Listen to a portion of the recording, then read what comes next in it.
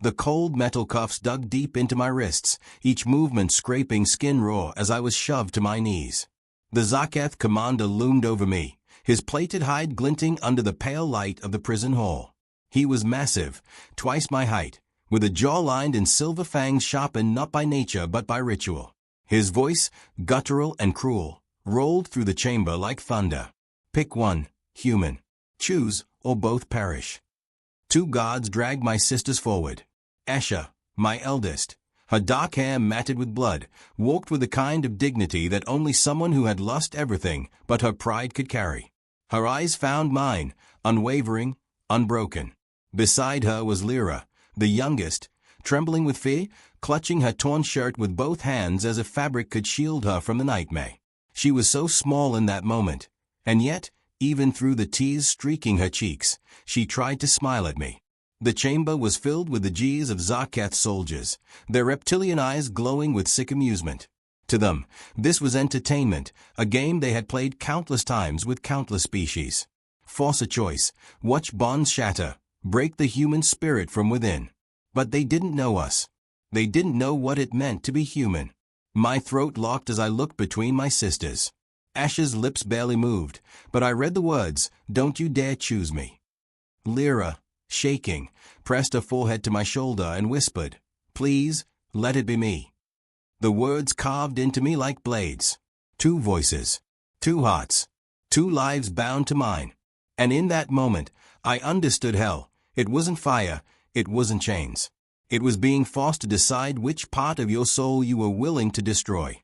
Before all of this, before chains and ultimatums, life almost felt ordinary.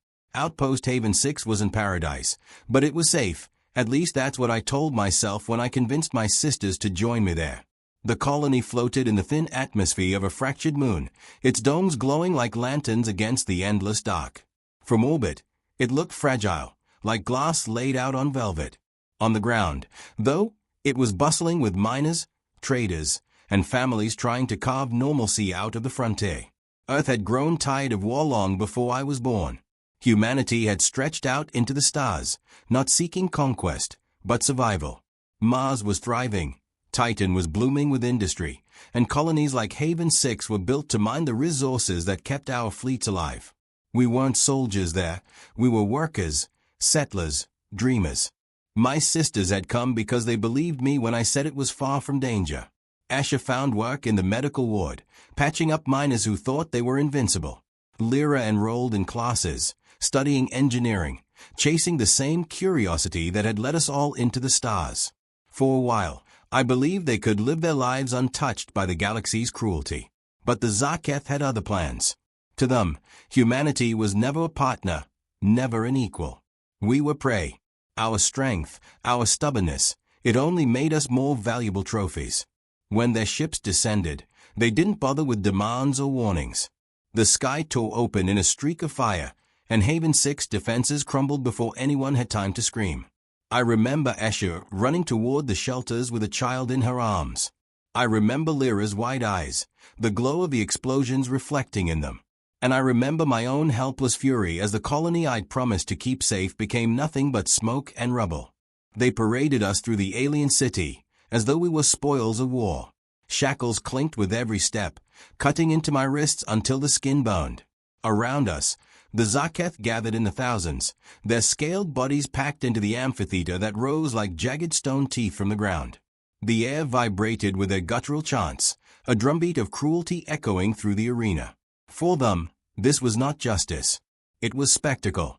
They called it asterisk the choosing that asterisk. I'd heard rumors from other prisoners that the Zaketh forced captives to make impossible sacrifices.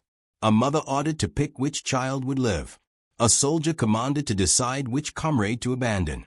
It was a ritual of domination, a way to fracture loyalty and carve despair into the hearts of survivors.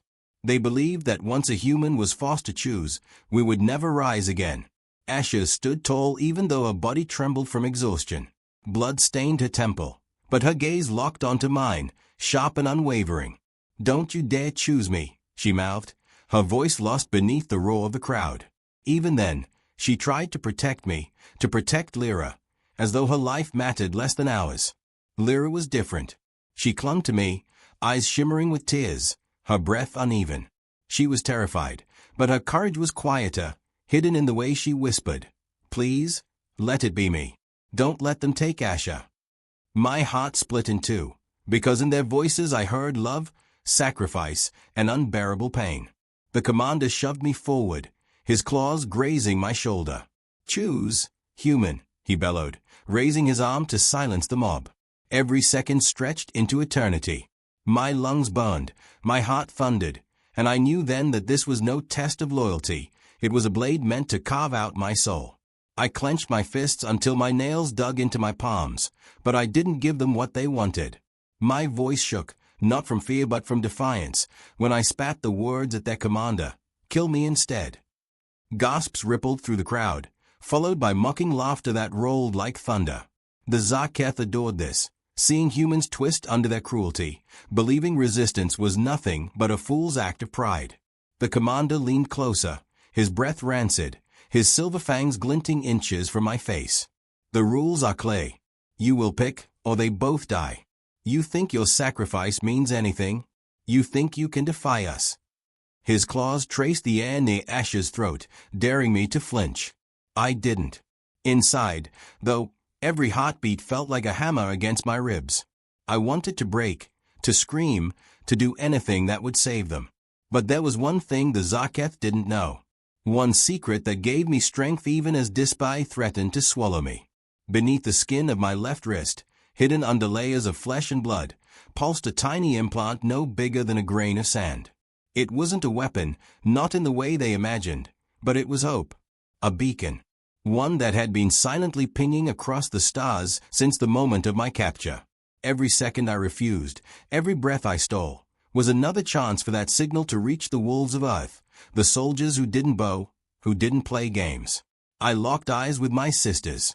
They didn't know my plan, but I prayed they felt it, the stubborn fire in me, the same fire that burned in all of us. The Zaketh thought they had cornered me, but humans don't play by alien rules. We make our own. The first sign was a tremor in the air, faint at first, like distant thunder. The Zaketh commander jerked his head upward, his ridged brow furrowing. Then the heavens cracked open. Streaks of fire tore across the night sky, burning brighter than the moon's, leaving trails of silver light as dropships broke through the atmosphere. To the crowd, it must have looked like falling stars. To me, it was salvation. The commander roared for his guards to strike, dragging Asha toward the execution block.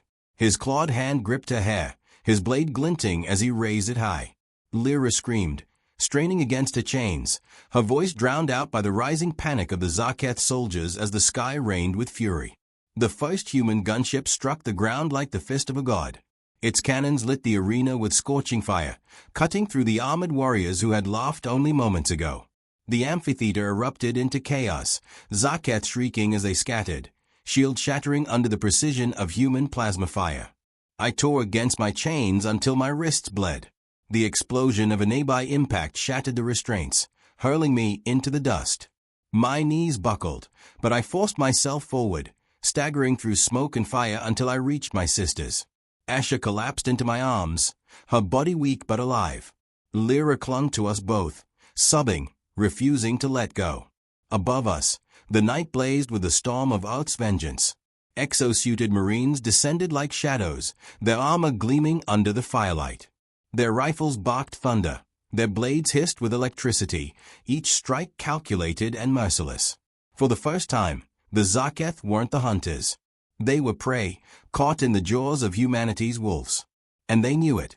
The arena had become a battlefield of fire and steel. I snatched a fallen Zaketh rifle from the ground, its weight heavy, its grip too large for my hands, but desperation made me stronger. The first shot tore through an enemy's chest, sending his plated body crumpling to the dirt. I had never fired one of their weapons before, but rage was a steady teacher. Every pull of the trigger was a release of the torment they had forced upon us. Beside me, Asha staggered upright, blood still dripping from her temple. In her hands, she held a curved Zaketh blade ripped from a fallen god.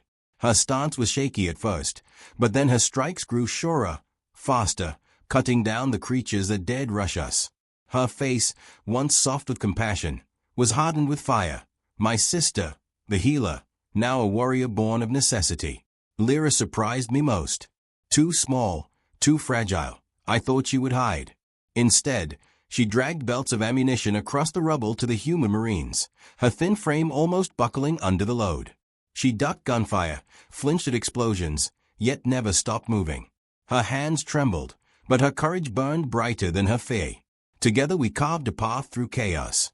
The Marines fought with relentless precision, but we fought with something different, with fury, with love, with the desperate need to prove we could not be broken. Every strike, every shot, was a declaration. We were not victims. We were human. The Zaketh began to retreat, scuttling back toward their tunnels with shrieks of panic. The mighty warlords, once so certain of their dominance, now looked over their shoulders in terror. My sisters and I stood amid the ruin, battered but unyielding, bound not by chains anymore, but by survival. The smoke hung thick in the air, turning every breath into ash. Fires smoldered in the ruins of the amphitheater, casting long shadows that danced across the broken stone. The human Marines had driven the Zaketh back, but one remained, the commander. His massive frame was pinned down by 2 soldiers, his scales scorched and cracked, yet his eyes still burned with venom. They dragged him forward and threw him at my feet like a trophy. "You should have chosen," he spat, blood dripping from the corner of his jagged mouth. "That was the test. That is always the test. Without choice, there is no game. And our games always end in death." His voice carried the arrogance of a creature who believed cruelty was eternal, who believed power was measured by the suffering it could inflict. I stared down at him, Esha steadying herself at my side, Lyra clutching my arm, both alive despite everything he had tried to take from us. My hand closed around the hilt of his own blade, its weight fitting strangely well in my grip. I pressed the edge against his throat, and for the first time, I saw fear in his alien eyes. "Here's the human answer," I said, my voice low but unshaking. "We don't choose between family. We don't play your games. We fight for all of them." His sneeze faltered, and in that heartbeat, I ended him. The blade sliced clean, silencing his mockery forever. The amphitheater grew still. Soldiers, sisters, even strangers stared at me, not as a prisoner, but as a survivor who had spoken the truth of our kind. Word of that moment would travel, carried by every witness. The galaxy would learn what the Zaketh failed to understand. When forced to choose, humanity refuses. We choose all.